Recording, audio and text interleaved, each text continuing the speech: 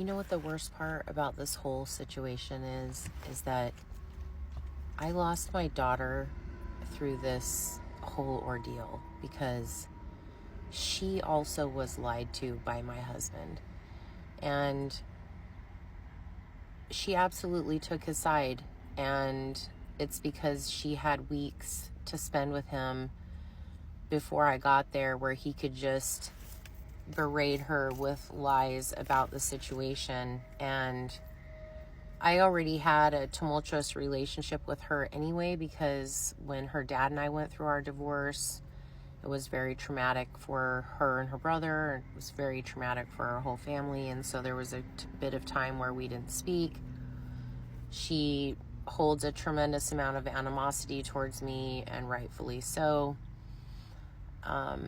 And I don't know how to get past that, because I've worked on myself and done so much healing throughout this, and no matter what I do, there's just no amount of love or care or things that I can show her. I mean, nothing was more important to me than having her back in my life. And so we did everything we could to move back out there to be with her. I gave up my whole life, essentially. All my friends, my business, my clients in the town that I lived in, you know, our home, all those things we gave up to go live in Virginia just so we could be closer to her. And she had only met my husband on 3 separate occasions. When my mom passed away, she came for the funeral.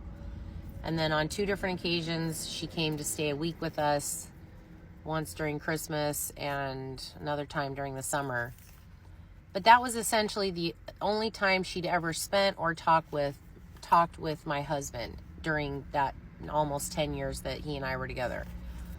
So essentially she gets there and the two of them start talking. She starts talking about her issues with me to him, and he starts talking about his issues with me to her. And now they've bonded over this general hatred of me. And when it came down to where we were fighting constantly and she could hear us fighting, and I was telling him if that things didn't change that I was going to divorce him, I was literally at my wit's end and doing anything that I could to try to get him to see that I was at my wit's end and I couldn't do much more. And she was like, I can't believe you're going to divorce him. I can't believe you're going to do this to me. How could you put me through another divorce?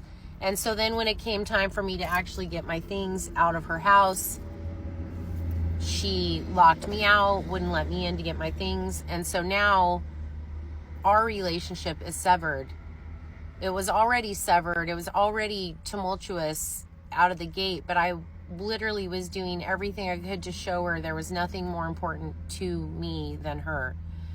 And I wanted to be with her. I wanted to be closer to her, but not at the expense of losing myself in the process.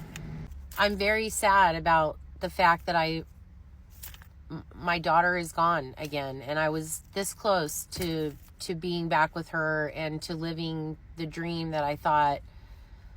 You know, I'd lost so many years of being her mom and not having contact with her, and here I am finally. I'm able to be in this position to move back to be with her, not only be with her, but live with her too. Live in her house. And it was so wonderful at first, I thought, you know, and then I slowly started to see this change in her behavior and her demeanor, and the two of them worked at the same company. So it was like, you know, I don't know what was going on during the day, what kind of things were being said about me, but it was like in the evenings, I always felt like it was like a gang up situation. You know, you're going to do what we want, or we're going to ignore you. We're going to give you the silent treatment. We're going to lock you out. We're going to put all these rules and regulations on you and what you can do because you're not conforming to what we want. And so when it became a situation where they couldn't control me anymore, then it was game over. And I haven't spoke to my daughter since. She wants nothing to do with me. I've blocked all of them on every social media platform, and I don't know what's going to happen, because how do you forgive someone who is so violently like malevolent towards you? You know, she locked her own mother out of her house and caused me to cause a scene because I was panicked in order not being able to get my business stuff out of her house. I called the police on several occasions. And so now I'm sitting here wondering, like, what do you tell people? What do you tell your friends? What do you tell people in your neighborhood? What do you tell people who know you about why your mom left? Do you tell them that you didn't speak to her since February to April? For those 3 months, you didn't speak a word to your mother, and then when she tried to leave because you obviously didn't want her there, you locked her out of your house and kept all of her things so she can't run her business?